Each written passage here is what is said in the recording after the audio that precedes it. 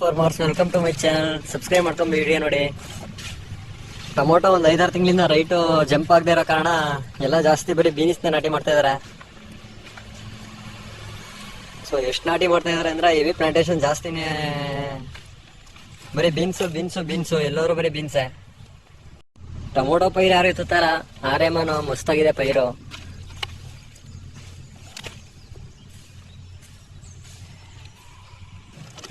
ಇವೆಲ್ಲ pencil beans. ಈ ತರ ತಗೊಂಡೋಗಿ ಕೊಟ್ರೆ, ಮೂಟೆ ತಗೊಂಡೋಗಿ ಪೆನ್ಸಿಲ್ ಬೀನಿಸ್ ಕೊಟ್ರೆ ಏನ್ ಕತೆ ಇದು. ಸೊ ಎಲ್ಲ ಉತ್ಸಾಹ ಹೋಗೋರೆ ಜಾಸ್ತಿ. ಎಲ್ಲಿ ನೋಡ್ರು ಬರೀ ಬೀನ್ಸು. ಅವಾಗೆಲ್ಲ ಒಂದ್ ರೌಂಡ್ ಟೊಮೊಟೊ ಕೊಟ್ರು, ಟೊಮೊಟೊ 5 ತಿಂಗಳು 6 ತಿಂಗಳು ರೈಟ್ ಆಡಿಸ್ತಿಲ್ಲ. ಇವಾಗ ಬೀನ್ಸ್ ಕೊಡ್ತಾ ಇದಾರೆ. ಬೀನ್ಸ್ ಕತೆ ಏನಾಗುತ್ತೆ.